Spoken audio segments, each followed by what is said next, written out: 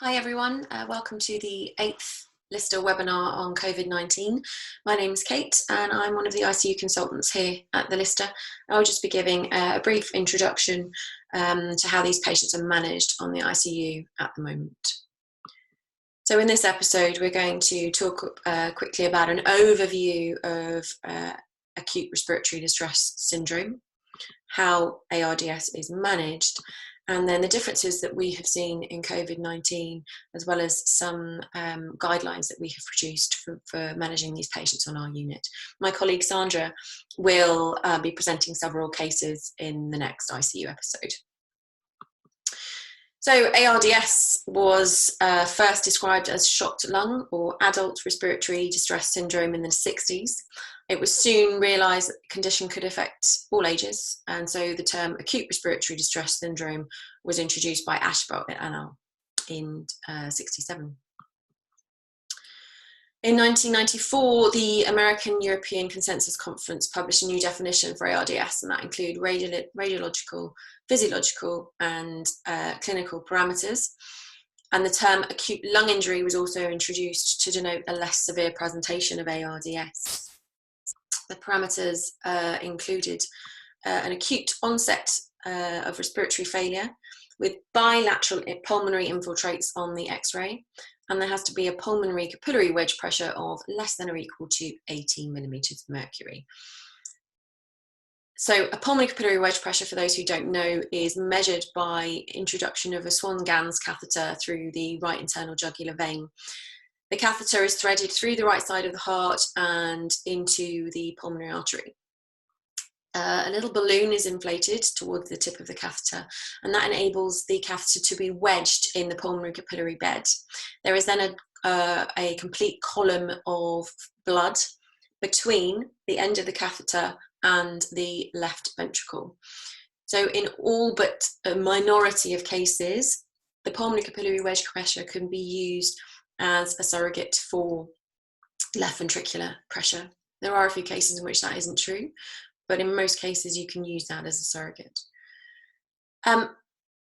It's a bit of a faff to float a swan, and certainly if the nursing staff on the intensive care are not used to using them, you can get some significant complications as a result of them, and their use has gone out of favour a lot in the last sort of 10 years or so. Now I've only really seen them being used in cardiac centres and in liver transplantation surgery and post-op care. So the hypoxemia, you can divide it into, they divided it into ARDS and acute lung injury. So ARDS is defined as a PaO2 over FiO2 ratio of 26.7 or less.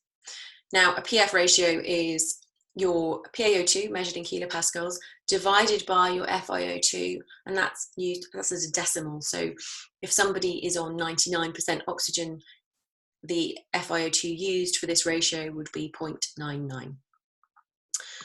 ALI, so acute lung injury, in the same vein, is a PF ratio of less than or equal to 40.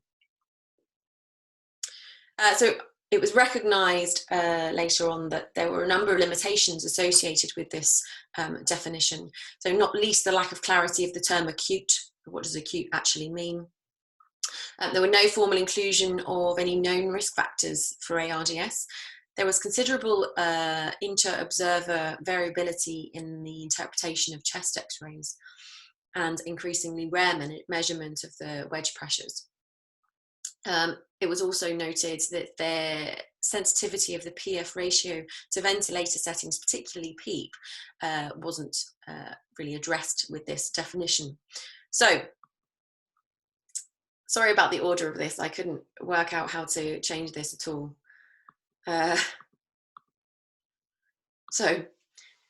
In 2012, the Berlin definition was published, and that aimed to overcome these limitations. So the formal definition I'm going to have to read to you because I can't remember it. ARDS is an acute diffuse inflammatory lung injury, and it leads to increased pulmonary vascular permeability, so the lungs are leaky, increased lung weight because they're full of water, and loss of aerated lung tissue. with hypoxemia and bilateral radiographic opacities associated with increased venous admixture, so a shunt, increased physiological dead space. Dead space is portions of lung which are, let me get this the right way around, ventilated but not perfused. And there is decreased lung compliance. The essential components required, according to the Berlin definition to define ARDS, are development within 1 week of the insult or worsening respiratory symptoms, and that's their definition of acute. The presence of bilateral opacities on the X-ray that are not explained by effusions, collapse, or nodules. Respiratory failure that isn't explained by a left ventricular failure or fluid overload, so that necessitates an echo if you've got no risk factors for ARDS in that patient. The oxygenation criteria I will talk about in a minute, and that basically is just the PF ratios that we use to define moderate, severe, or mild ARDS. And the patient has to be ventilated for us to consider a diagnosis of ARDS. That can be invasive or non-invasive ventilation, and the PEEP has to be at least 5. So mild, moderate, and severe ARDS are based on the PF ratio. So certainly most of the patients that we have had in the intensive care have all got severe ARDS with PF ratios of well below 13. And the term acute lung injury was abandoned in this new categorization. There are ancillary criteria for severe ARDS, and that's increasing radiographic severity, reduced compliance of the respiratory system. So in URI, if we measured the compliance on a ventilator of our lungs, it would be about 100 mils per centimetre of water. 40 mils per centimetre of water is our cutoff for compliance, and that's when we start to think the lungs are getting a bit stiff.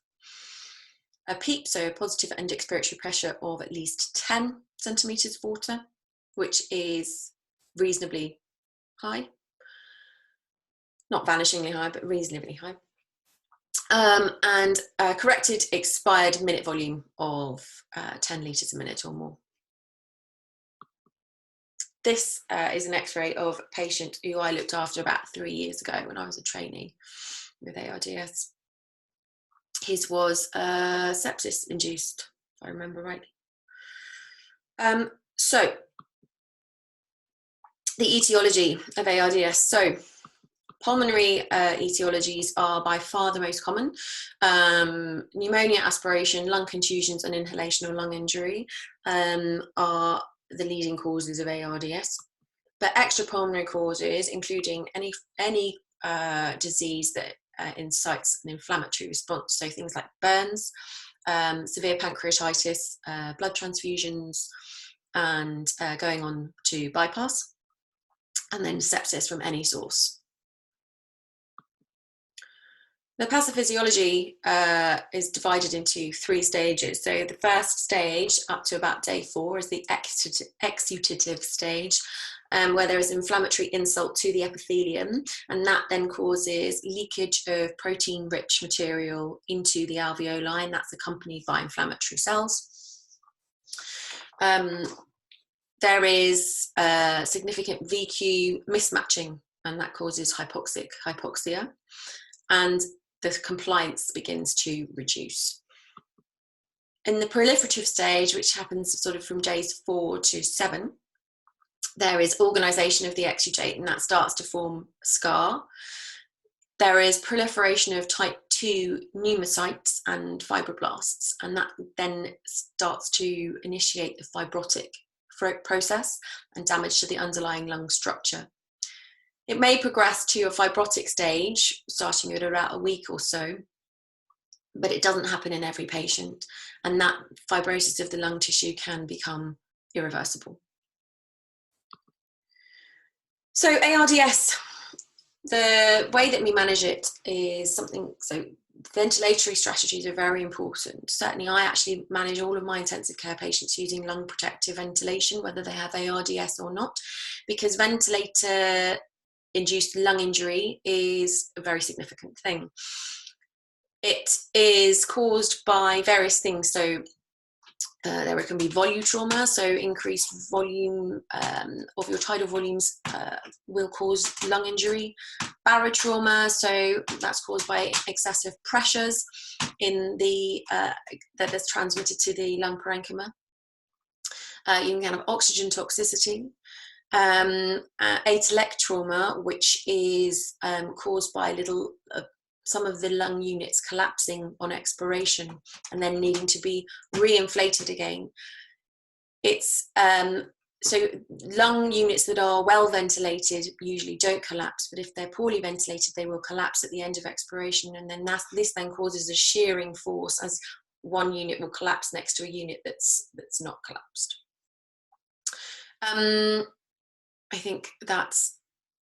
I think those are the four mechanisms for lung injury.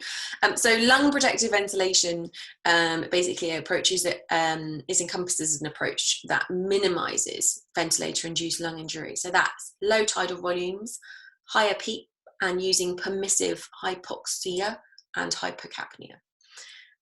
We aim for SATs of 88 to 92 in all of our patients with ARDS.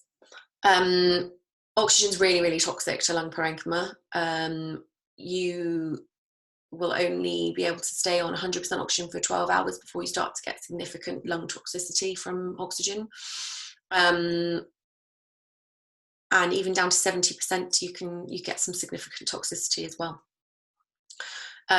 We use a PaCO2 that achieves a pH of 7.2 or above, and that prevents overventilation both by volume trauma, barotrauma, of already damaged lungs. Neuromuscular blockade. So we will start paralysis if the lungs are stiff. So we measure lung compliance, and if the compliance is about 40 or below, then we consider starting an infusion of a paralytic agent. Recruitment manoeuvres. So people recruit differently. I personally increase the PEEP in increments. So a patient goes on the ventilator, we start, say, at a PEEP of 10, and when I recruit someone, I will increase the PEEP in blocks of 2, leave it at that level for sort of 5 or 6 breaths, increase it again by 2 until I get to 20 centimetres of water of PEEP, leave it at 20 for about a minute, and then I bring it back down in the same way in blocks of 2.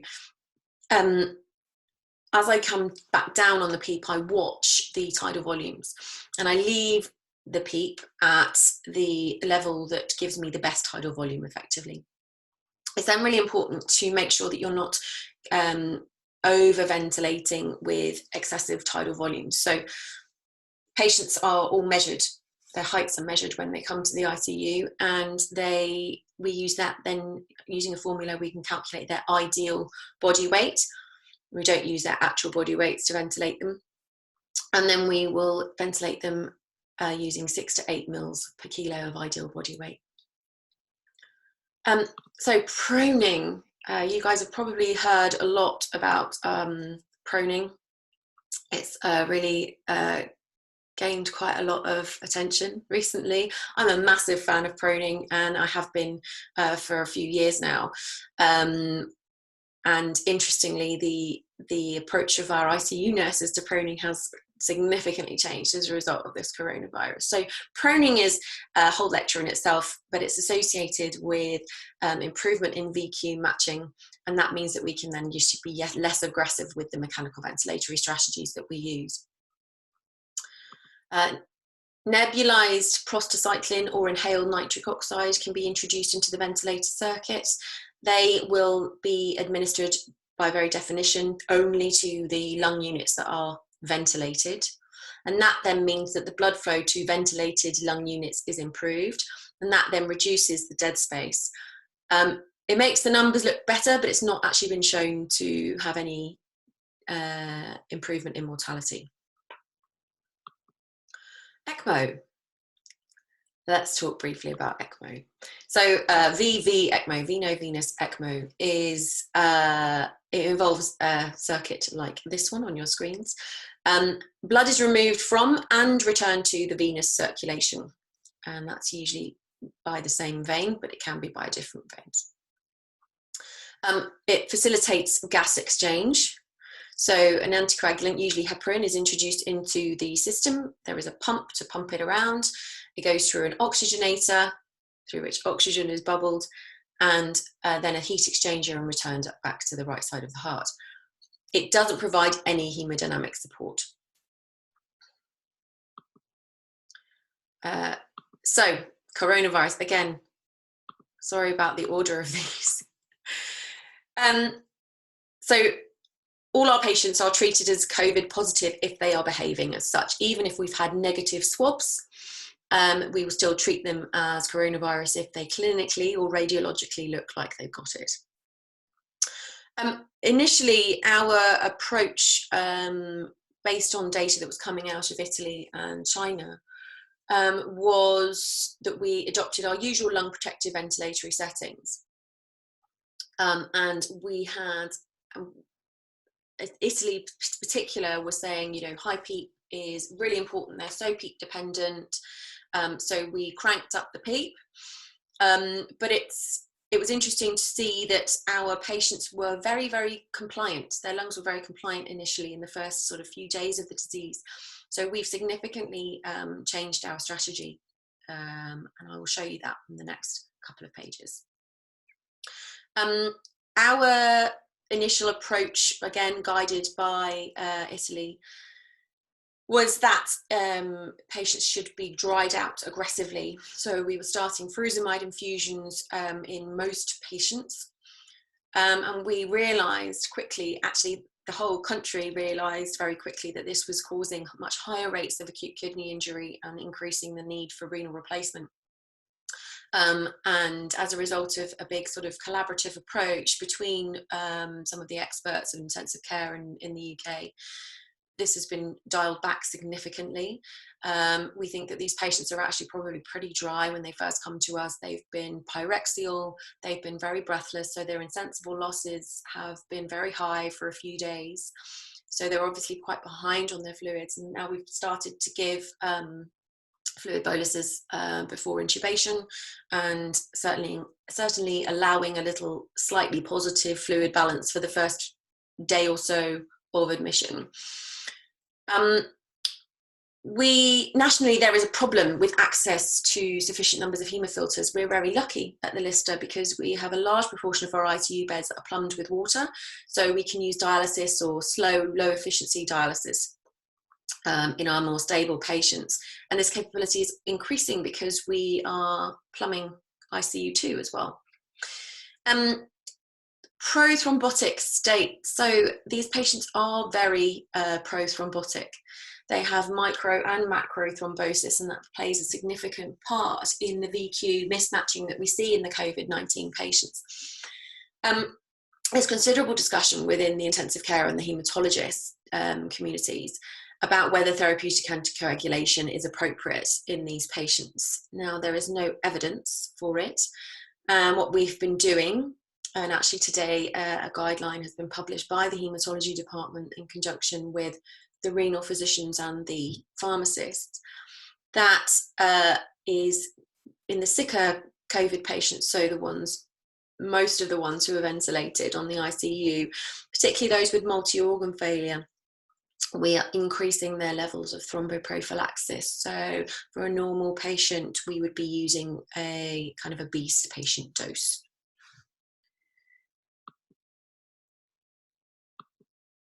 Our antimicrobial treatment. So I'm very, very anti-antibiotics personally, and I endeavour to stop antibiotics in all these patients as soon as I possibly can. And we're guided by white count CRP, the results of any septic screens that we get. Mostly we do procalcitonin tests. Now, procalcitonin is an acute phase protein that is released in response to bacterial infection mostly.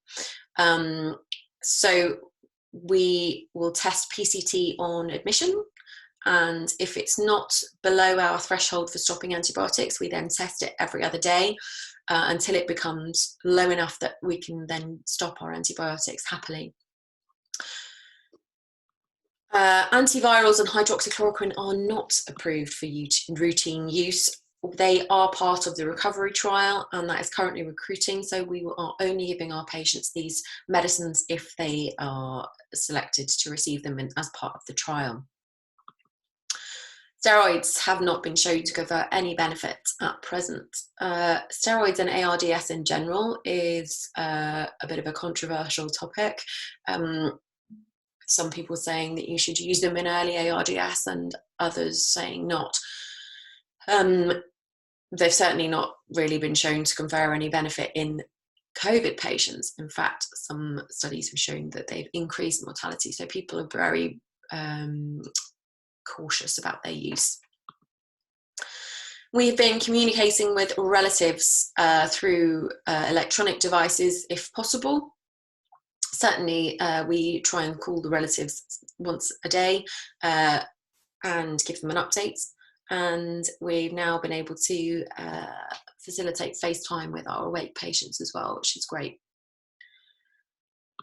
This is our sort of guideline. Sorry, it's not really projected very well. Our guideline for managing these patients. So you can see in the top corner that there's the ideal body weight formula that we use.